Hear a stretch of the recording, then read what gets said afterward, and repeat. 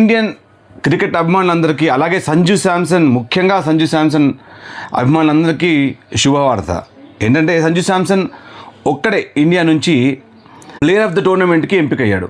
T20 world cup 2026 player of the tournament అవార్డుకి ఎంపికైన ఏకైక ప్లేయర్ సంజు శాంసన్.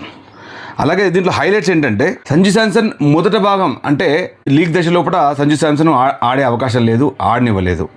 సంజు శాంసన్ మరి నాకౌట్ స్టేజ్లో రావడం, రింకు సింగ్ వాళ్ళ ఫాదర్కి బాగాలేకపోవడంతో రింకు సింగ్ వెళ్ళిపోవడంతో అలాగే ఆఫ్ స్పిన్నర్గా ఆడలేకపోతున్నారనే ఆలోచన కూడా వచ్చింది. అలాగే సంజు శాంసన్కి ఒక అవకాశం ఇచ్చారు. Sanju Samson strike rate record strike rate ఈ టోర్నమెంట్ లోపల 201.73 201.73 స్ట్రైక్ రేట్తో మరి రన్స్ సాధించాడు.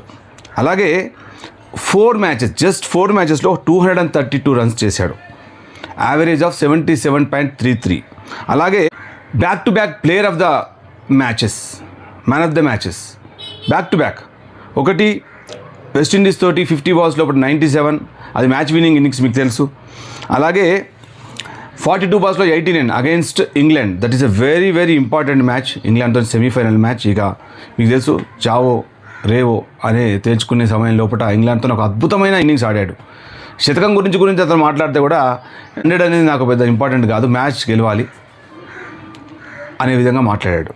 రోహిత్ శర్మ రికార్డును 6 హిట్టింగ్ అంటే హైయెస్ట్ సిక్సెస్ ఒక T20 వరల్డ్ కప్లో ఇండియన్ బ్యాటర్స్ హైయెస్ట్ సిక్సెస్ కొట్టిన బ్యాటర్స్గా సంజు శాంసన్ రికార్డు నెలకొల్పాడు.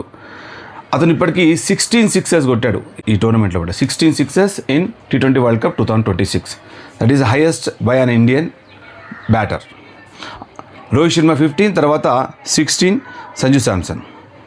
తర్వాత శాంసన్ ఒక్కరే కాదు, ఇంకా 7 అదర్ ఇంటర్నేషనల్ ప్లేయర్స్ కూడా ఈ T20 వరల్డ్ కప్కి ప్లేయర్ ఆఫ్ ద టోర్నమెంట్స్ కోసం నామినీ అయ్యారు. వాళ్ళ లోపల వాళ్ళ పేరు చెప్తాను. Sanju Samson from India, Will Jacks from England, అలాగే Rachin Ravindra New Zealand, Seifert New Zealand, అలాగే మార్క్రమ్ సౌత్ ఆఫ్రికా, అలాగే ఎంగిడి సౌత్ ఆఫ్రికా, అలాగే షాహిబ్జాదా ఫర్హాన్ పాకిస్తాన్, అలాగే షార్ట్లీ వాన్ షాక్విక్.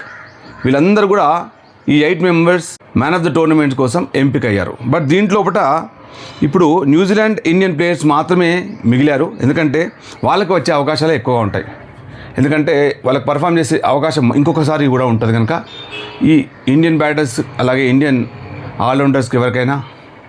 ఆ తర్వాత న్యూజిలాండ్ రచిన్ రవీంద్ర, న్యూజిలాండ్ నుంచి ఆల్మోస్ట్ ఒక్కరే ఉన్నారు, ఇండియా నుంచి కూడా ఒక్కరే ఉన్నారు. సో వీళ్ళిద్దరికి మంచి అవకాశం.